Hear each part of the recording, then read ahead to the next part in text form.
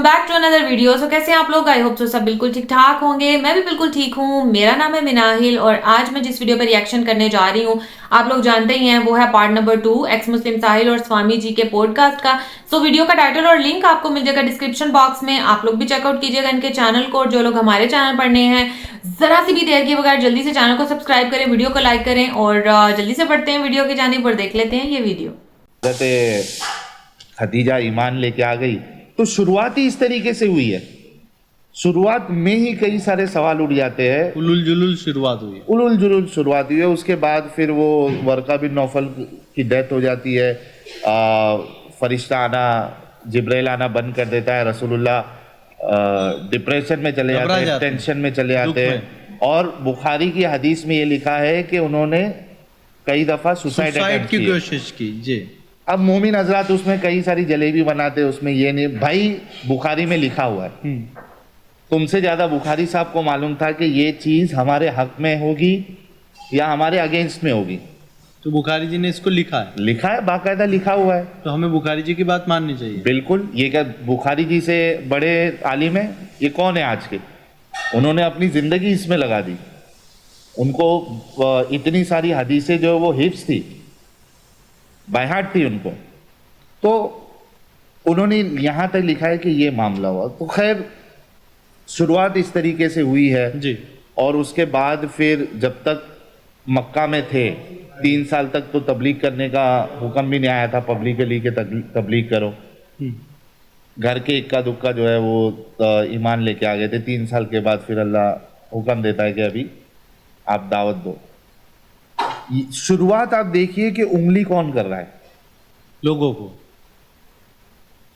कभी भी अगर आपको झगड़ा हो जाता है किधर जी, बहुत बड़ा झगड़ा हो जाता है, हमको क्या समझना होता है? शुरुआत किसने की?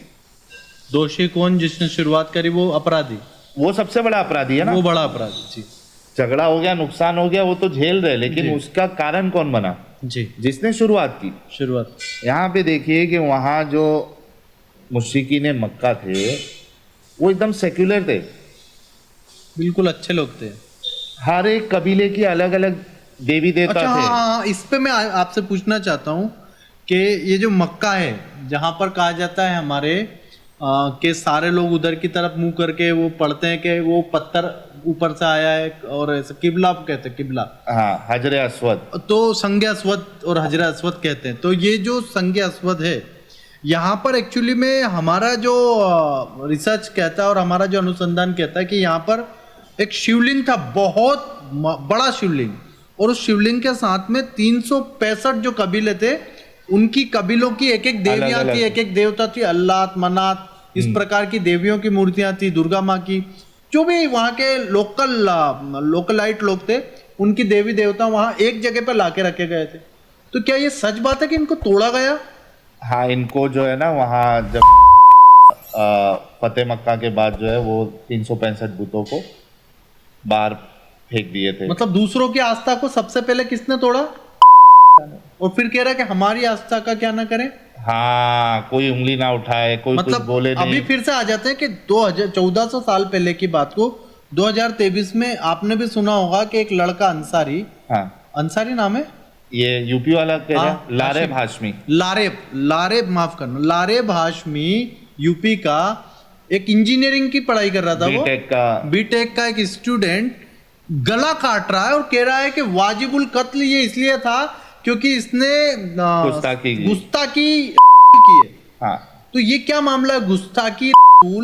आप हमारे यहाँ पर तो आप देखिए राम जी पर किताबें लिखी गई है, माँ हमारी दुर्गा जी पे सप्तशती लिखी गई है। तो क्या के ऊपर कोई ऐसी जीवनी लिखी जा सकती है, लिखी गई है, पिक्चर बन सकती है ना? बहुत कथा हो सकती है की जो बायोग्राफी है कई लोगों ने लिखा है। इब्ने इशाक ने लिखा है, तबरी है जी, तारीख तबरी करके किताब है जी, और उसके बाद तबकात इब्ने साद है। तो इतने सारे लोगों ने जो ऑटोबायोग्राफी लिखी है, यही बात अगर नुपुर शर्मा कह देती है, हाँ, तो वो तो वाजिबुल कत्ल क्यों हो गई वो? बिल्कुल। और जो इसका मुझे फिलोसॉफी बताइए ना। जिस बात की तरफ आप इशारा कर रहे हैं नुपुर शर्मा जी का, और अक्सर मैं जहाँ भी डिस्कशन में जाता हूँ नुपुर शर्मा जी जो है वो आ ही जाती है डिस्कशन में। डिस्कशन में इसलिए आएगी क्योंकि एक महिला, हाँ, और उसके ऊपर अटैक करने के लिए 200 करोड़ एक ही साथ टूट पड़े कि इसका गला चाहिए, इसका गला चाहिए। और उसने वही कहा जो ऑटोबायोग्राफी में शायद लिखा है, बायोग्राफी शायद कि सच में लिखा है। बुखारी की उन्होंने हदीसों झूठ में बोला लिखा क्या? है।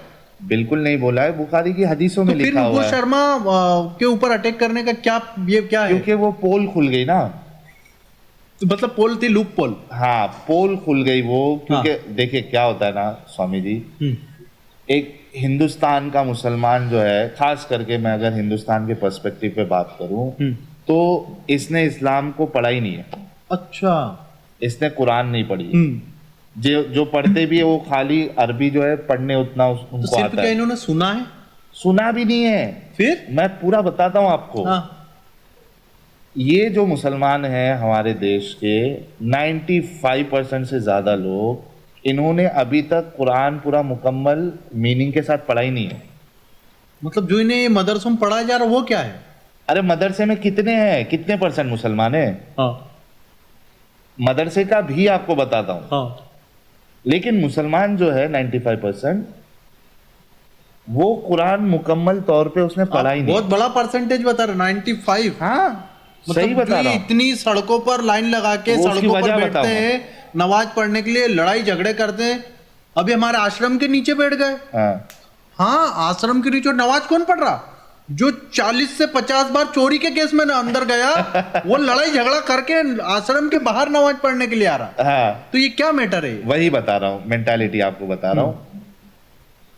तो इन्होंने पढ़ा नहीं है जी कुरान, मुकम्मल पढ़ा नहीं है कभी जी। और उसकी वजह यह है कुरान ना पढ़ने की मीनिंग के साथ, एक तो अरबी नहीं आती है, दूसरा कोई अगर कुरान पढ़ने की कोशिश भी करता है जो लैंग्वेज उसको आती है, वो 3 4 5 6 पन्ना पढ़ता है, उसके बाद वो रख देता है। इतनी बोरिंग किताब, इतनी बोरिंग? आप खुद पढ़ के देख लीजिए, वो तो कह रहा कि आसमान से आई है। पढ़ के देख लीजिए। मैं जो 95% मुसलमान जो नहीं पढ़े हैं, मैं उनसे कहता हूँ, रिक्वेस्ट करता हूँ, आप पढ़ना शुरू करिए। अरे आप देखिए खत्म कर पाएंगे क्या? आपको बोरिंग ना लगे तो मुझे बता देना। क्या बात है? आप Boring। मतलब कह रहे हैं कि दुनिया के सबसे ज्यादा लोग जिस किताब के नीचे झुकते हैं, पढ़े ही नहीं है। उसके आगे झुकते हैं, पीछे झुकते हैं, पता नहीं, लेकिन झुकते हैं। हाँ। तो वो मतलब बोरिंग है। नहीं पढ़ पाएंगे। अरे मैं चैलेंज देता हूँ हाँ कि एक सर्वे करे, हाँ गवर्नमेंट को करना है गवर्नमेंट करे, इंडिविजुअल जो प्यू रिसर्च वाली एक अच्छी कंपनी है, ये हाँ। है, ऑर्गेनाइजेशन है, इंस्टीट्यूशन है, वो कर ले कि भारत के मुसलमान उसमें से कितने % लोगों ने कुरान को मुकम्मल तर्जुमे के साथ पढ़ा है। नहीं पढ़ा है, और जो कोशिश करता भी है वो थोड़ा पढ़ के और रुक जाए, क्योंकि उसको समझ में ही नहीं आती क्या लिखा हुआ है। इतनी अनक्लियर, एम्बिगुअस, कंफ्यूजिंग किताब आपको पूरी दुनिया में नहीं मिलेगी। आपने एक वर्ड यहाँ पर यूज किया, तर्जुमा। हाँ तो जब भी हम कोई बात जैसे आपकी स्ट्रीम में सुन के अगर हम किसी मुफ्ती मौलवी को बताते हैं तो वो बोलता है कि आप इसका गलत तर्जुमा कर रहे हो, आप हाँ। इसका गलत तर्जुमा कर रहे हो। साहिल जी ने गलत तर्जुमा करके दिखाया। तो ये तर्जुमा पे क्यों क्यों बार बार उलझाते हैं? जो ऐसी बातें करते हैं उनको ये समझना चाहिए कि जो हम तर्जुमा करते, हम तर्जुमा कर नहीं रहे, हम तर्जुमा पढ़ रहे हैं। अच्छा ऐसा है? तुम्हारी वेबसाइट, तुम्हारे उलमा का तर्जुमा जिन्होंने ट्रांसलेशन किया है, हाँ। अलग अलग उलमा, अलग अलग फिरके वाले, हम पढ़ रहे हैं खाली, हम तर्जुमा कर नहीं रहे भाई। हाँ, जहां पे उन्होंने डंडी मारी है वहां पे हम बताते कि देखो यहाँ तुम्हारे उलमा ने डंडी मारी है। तो आप नुपुर शर्मा जी के लिए, नुपुर शर्मा जी की तरफ से मुस्लिमों को जो तलवारें लेकर घूम रहे हैं, जिन्होंने बेलगाम के चौराहे पर नुपुर शर्मा जी का पुतला लटका के फांसी दिया, आप उन लोगों को क्या कहना चाहेंगे कि नुपुर शर्मा गलत है, या वो लोग इस बात को समझें कि नुपुर शर्मा जी के साथ ऐसे नहीं करना चाहिए? क्या कहना है, क्या मैसेज? मैं सिर्फ इतना ही कहूंगा सारे मुसलमानों को, चाहे बेलगाम वाले हो, चाहे बेल्लारी वाले हो, चाहे हैदराबाद वाले हो, तेलंगाना, कर्नाटका, जम्मू एंड कश्मीर, राजस्थान, महाराष्ट्र, मुंबई, किधर के भी मुसलमान हो, पूरी दुनिया के मुसलमान ले लो, मैं सिर्फ इतना ही कहूँगा कि अपनी कुरान जो लैंग्वेज आपको आती है खुद पढ़ो, अहादीस को पढ़ो, रसूलुल्लाह की बायोग्राफी खुद पढ़ो, मुल्ला मौलवी के भरोसे पे रहेंगे, वो तुमको जो है वो शुगर कोटेड, इंडिया का मौलवी, बाहर का नहीं, पाकिस्तान का नहीं, इंडिया का तुमको शुगर कोटेड वर्जन बताएगा और तुम्हारे जहनों को जो है वो तुमको दिमागी अपंग बना के रखेगा। तो मैं तो कह रहा हूँ पढ़ो यार, इससे बड़ी बात कौन कह सकता है। पढ़ो और आगे बढ़ो, वहीं पढ़ के वहीं मत पढ़ जाना उस किताब पे।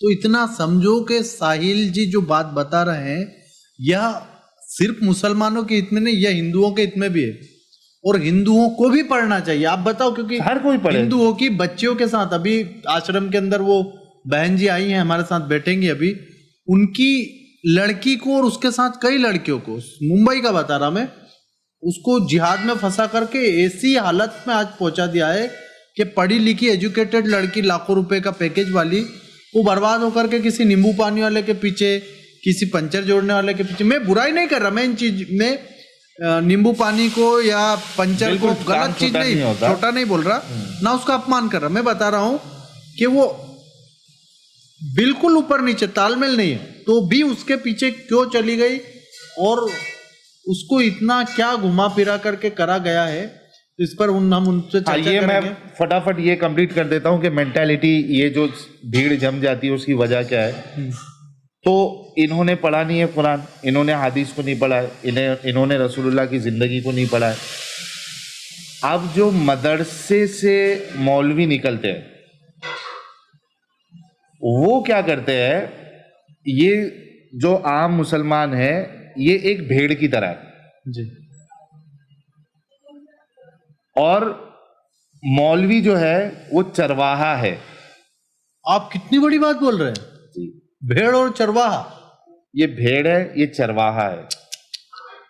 ये जो सीख के वहां से आया है, सीख के या वेल ट्रेंड होके, वही वेल ट्रेंड होके, ये उनको जिस तरीके से हाँकता है आम मुसलमानों को, वो उस तरीके से हरकत करते हैं। उन्होंने तो पढ़ा नहीं नबी की जिंदगी, लेकिन बचपन से जब वो इसमें तालीम सीखने के लिए जाता है, इसमें मस्जिद में बयानात सुनने जाता है, खुतबे होते हैं जुमा के, स्टेज प्रोग्राम होते हैं, वहाँ पे इतना रसूलुल्लाह के लिए जो है वो उनके बारे में ब्रेन वॉशिंग कर दी जाती है कि भाई हम अपने माँ बाप के लिए, हम मतलब जिन्हें पैदा करा उनकी गाली सुनेंगे। हाँ, माँ बाप को गाली दो चल जाएगा, माँ बाप को मार दो चल जाएगा, इसको कर दो, ऐसा कर दो चल जाएगा, वैसा कर, लेकिन नबी के बारे में हम कुछ नहीं सुनेंगे। ये एक सॉफ्टवेयर उसके हार्डवेयर में फिट किया गया हुआ है बचपन से। उसे अराजक बनाया गया, वो अराजक था नहीं, उसके हाथ में छुरी पकड़ाई के फेर। एग्जैक्टली। तो ये मौलवी हजरात जो है, तो हमें सरकार को ये दिशा बंद करना चाहिए, दिखाना है कि मौलवी हजरात पे एक प्रकार से, एक जैसे हमारा ट्रैफिक सिग्नल का वो रहता है, हाँ, रेड लाइट, वो रेड लाइट इन पे लगनी चाहिए कि एक जगह जाके रुके। बिल्कुल। और इनको वॉच हो, अगर गवर्नमेंट चाहती है कि ये इस तरीके की चीज ना हो, तो पहली चीज इनको मदरसों पे कंट्रोल लेना पड़ेगा, हाथ में अपने बंद करा दो। पहली बात तो, अगर आप तो बहुत बड़ी बात बोल रहे हैं, मैं कहता हूँ बंद करा दो, क्या फायदा देश का, बताओ। मदरसों से देश का क्या फायदा, हमारे लिए तो देश क्या निकला, क्या आउटपुट क्या निकल रहा है? आउटपुट शायद जाकिर नायक, वो फिर तड़ीपार होना पड़ता है। आउटपुट शायद मेरे हिसाब से अबू सलेम, दाऊद इब्राहिम, ये आउटपुट है शायद। हाँ बिल्कुल। तो ये आउटपुट, ये हाशमी, क्या नाम था इसका, लारेब हाशमी, या वो कमलेश तिवारी की, ये बाई प्रोडक्ट है एक्चुअली। अच्छा, ये लारेब हाशमी ये बाई प्रोडक्ट है। जो मेन प्रोडक्ट है वो तो मौलवी जाकिर नायक और वो अलवाजी टाइप के। और ये आप इसको ले लो, लंगड़े को ले लो, वो अपना खादिम हुसैन रिजवी, जिसका ये फॉलोअर था लारेब हाशमी। अच्छा, जो लब्बैक करता था। लब्बैक, ये लब्बैक क्या है?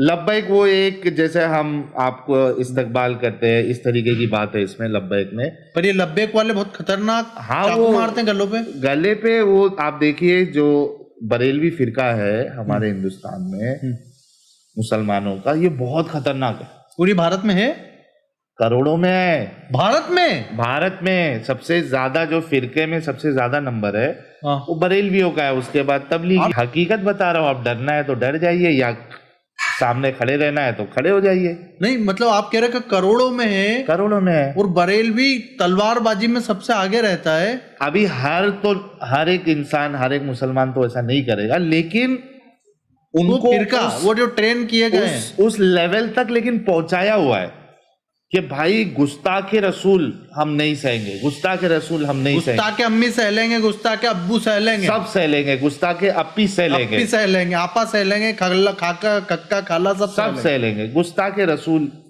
को हम सहन नहीं करेंगे। ये बरेलवियों में सबसे ज्यादा। अच्छा, वो गुस्ताखी है भी कि नहीं ये भी देखना जरूरी है ना। गुस्ताखी की तो कोई परिभाषा ही नहीं है ना, कौन सेट करेगा क्या गुस्ताखी? एक मतलब उठ के अगर मोहम्मद जुबैर ये ट्विटर कर देता कि इसने गुस्ताखे रसूल की, मान लिया, तो मानकर पूरी भीड़ उसको मारने के लिए नुपुर शर्मा जी को आ गई। तो आप ये जुबैर के बारे में क्या कहना चाहेंगे भारत की जनता को? मैं तो जुबैर साहब को कई बार टैग किया हूं मैंने ट्विटर पे। ठीक नहीं, आप उसको छोड़ो, सरकार को आप क्या कहना चाहते हैं? सरकार आपकी बात सुनेगी। सरकार को बताइए कि सरकार जुबैर जैसे लोगों पर क्या करे। नहीं, बिल्कुल उस पे जो है कानूनी कार्रवाई होनी चाहिए, और अगर वो इस तरीके की दंगे का, बाज नहीं आता। हाँ, दंगे का सोर्स अगर वो बन रहा है तो उस पर बिल्कुल कार्रवाई करना चाहिए और देखना चाहिए कि वो क्या मैसेज दे रहा है लोगों को। बिल्कुल। तो आज ये वीडियो आईबी के ऑफिसर, रॉ के ऑफिसर, एनआईए, भारत सरकार, गृह मंत्रालय सब तक जाएगा। मैं इतना ही कहना चाहता हूँ कि एक्स मुस्लिम साहिल जी जो बात बता रहे हैं ये भड़काने के लिए नहीं कर रहे, ये यहाँ पर बातें किसी को भड़काने के लिए कर रहे हैं। हम ये बातें मानवता पे लाने के लिए कर रहे हैं। तो ये मोहम्मद जुबैर जिस प्रकार से कम 25 हत्याएं तो मुझे पता है और पूरी दुनिया को भी पता है, कम से कम 25 मर्डर जो हुए ये लब्बेक कहने वालों ने और सरतन से जुदा वाली गैंग ने, ये जुबैर की वजह से हो। नुपुर शर्मा जी के ऊपर जो हुआ, और नुपुर शर्मा जी के बाद नुपुर शर्मा जी के पोस्ट को जिन जिन लोगों ने शेयर करा उनका मर्डर हुआ। किशन भरवाड़ ले लीजिए, हर्षा हिंदू ले लीजिए, कन्हैया लाल जी ले लीजिए, सब नुपुर शर्मा जी के केस के बाद मारे गए बुरी तरीके से जी। तो ये सब जो हत्याओं का कोई अगर मैं अपराध पहले मानूं तो वो अपराधी मोहम्मद जुबैर है। तो सरकार इस गलत तरीके के एक न्यूज फैलाने वाले व्यक्ति पर प्रतिबंध लगाए, और वो उसको भी कहते हैं कि अपनी लिमिट बांध लो, अपनी लिमिट बांध लो। ये जो वीडियो मैंने वॉच की, ये वाला पार्ट जो है इसमें बात की गई, मदरसों के ऊपर बात हुई, इसके अलावा मौलवियों के ऊपर बात हुई, फिर नुपुर शर्मा के ऊपर तक बात आ गई। अच्छा, पहले पार्ट में तो हमने देखा ना कि मतलब जब जिब्रील आए थे और वो वही वगैरह की सारी बात हुई थी, लेकिन इस पार्ट में वो बात जो है ना वो चली गई आउटपुट क्या आ रहा है मदरसों से। और अच्छा, मदरसों की जहां तक बात है ना, उसके बाद उससे रिलेटेड हमें बहुत सारी बातें जो है ना वो सुनने को मिलती हैं कि मदरसों में ये होता है वो होता है। मेरा पर्सनली कभी पाला नहीं पड़ा मदरसों से, क्योंकि ना तो कभी हम मदरसा सिस्टम में गए हैं और मतलब ना ही कहीं हमारे आसपास के जो रिलेटिव्स वगैरह वहां पे भी मतलब कुछ ऐसा आउटपुट हमें सुनने को नहीं मिला। बाहर से बहुत सारी खबरें आती हैं कि भाई ये होता है वहां ये होता है, मतलब गलत बातें मदरसे से रिलेट की जाती हैं, लेकिन पर्सनली कभी जो है वो हमारा पाला नहीं पड़ा मदरसे से। लेकिन बहुत सारी बातें फिर वही बात के फैक्ट है सुनने को मिलती हैं। लोग जो हैं वो क्या करते हैं कि दुनियावी तालीम बिल्कुल हटा कर ना बच्चे को पूरे तौर पर डाल देते हैं 4-5 सालों के लिए मदरसे में, जहां पर वो वही तालीम हासिल करता है और कुरान पाक हिफ्ज करता है और सब कुछ वही, मतलब दुनिया की से ना बिल्कुल उसको हटा के ना बस दीन की तरफ उसको डाल देते हैं मदरसे में, और दिन रात बच्चा वहां पर रह रहा है। आपको बिल्कुल पता नहीं है कि आपका बच्चा किस हाल में, उसके साथ क्या हो रहा है क्या नहीं हो रहा। लेकिन माँ बाप जो है ना वो इतना ट्रस्ट करते हैं कि वो टोटली डिपेंडेंट हो जाते हैं मदरसे पे कि हमारा बच्चा वहां पे बिल्कुल सेफ है, बिल्कुल खबर ही नहीं लेते, जाके पूछते ही नहीं है कि भाई ये ठीक है या नहीं या क्या है, क्योंकि मदरसे में आई थिंक फीस वगैरह नहीं होती है, होती है तो बहुत मिनिमम होती है। तो ज्यादातर यही ना लोग जो जिसका दिल करे वो जाके, तो मतलब मदरसे की में अगर कोई मरम्मत का काम होना है या कुछ और होना है तो वो जाके वो जो गल्ला टाइप उन्होंने बनाया होता है उसमें डाल देते हैं। मतलब वो कहते हैं ना राहे अल्लाह में जो कुछ देना चाहते हैं वो दे देते हैं। वैसे कोई जैसे स्पेसिफिक फीस होती है स्कूल कॉलेजों में वो नहीं होती। और अब तो मदरसों में मुझे ये सुनने को मिल रहा है कि काफी ज्यादा आगे, जैसे हमारे यहाँ पर MA हो रहा है उससे आगे क्लासेस हो रही हैं, मदरसे में भी इस टाइप के बहुत सारे जो है ना क्लासेस निकाल दी गई हैं कि आप जो है यहाँ से ही उलमा ही बन के निकलो, स्कॉलर बन के निकलो। तो मैं इस चीज से एग्री नहीं करती। मतलब दीन और दुनिया दोनों को साथ लेकर चलो, ये नहीं कि आप दीन की तालीम की तरफ ही पीछे पड़ जाओ और दुनिया की तालीम जो है ना वो एक साइड पे कर दो। मतलब ये भी बहुत जरूरी है यार। आपने खाना पीना कैसे, आप सिर्फ उस तालीम के साथ सरवाइव नहीं कर सकते दुनिया में। आपने जो है वो तालीम जो है वो आपके लिए जरूरी है, आपकी भलाई के लिए जरूरी है, आपकी आखिरत के लिए जरूरी है। लेकिन ये जो दुनिया की तालीम है ना, आपने जो तालीम बच्चों को दिलानी है वो आपने वो नो डाउट कि वो सिर्फ दुनिया के लिए है। जो दीन की तालीम है वो आपके आगे जाके भी आपके लिए फायदा, लेकिन अगर आपके पास कोई इल्म ही नहीं होगा, कोई हुनर ही नहीं होगा, तो आप कैसे कमाओगे, कैसे अपने बच्चों को खिला पाओगे, कैसे आप उनकी परवरिश कर पाओगे। तो ये भी जरूरी है, और हमारे दीन में भी यही है, अब इस्लाम में भी यही है कि दीन और दुनिया दोनों को साथ लेकर चलो। ये नहीं कि आप अगर दीन की तरफ हुए तो उसी की तरफ सारे हो जाओ, अगर दुनिया की तरफ हुए तो उसी की तरफ सारे हो जाओ, फिर आपको दीन की परवाह ना। तो दोनों को बैलेंस साथ लेकर चलना बहुत जरूरी है। और जहां तक ये बात कर रहे थे इन केसेस की, जितने भी इन्होंने केसेस की बात की, नुपुर शर्मा केस या जुबैर और जो एक दो नाम लिए, तो मतलब कि वो मदरसे से ये सब बन के निकलते हैं। तो इस चीज के ऊपर मैं बिल्कुल बात नहीं करना चाहूंगी। मतलब फिर वो बात कहीं और निकल जाती है, कुछ भी मुंह से ऐसा गलत मैं नहीं निकालना चाहती, वो बात फिर कहीं की कहीं निकल जाती है। अदरवाइज इस पार्ट में मदरसा की बात हुई थी, जो मेरा पॉइंट ऑफ व्यू था वो मैंने आपके साथ शेयर किया। नेक्स्ट पार्ट अब मैं होप्स हो कि मैं उसको लास्ट पार्ट ही करूंगी, उसमें देखते हैं जी क्या बात होती है। वो जो एक लेडी की बात कर रहे थे वो आती है या नहीं। सो रहिएगा मेरे साथ, नेक्स्ट पार्ट में भी जरूर साथ दीजिएगा। तो मिलूंगी इंशाल्लाह आपसे नेक्स्ट पार्ट के रिएक्शन के साथ। तब तक मुझे दें इजाजत, अल्लाह हाफिज।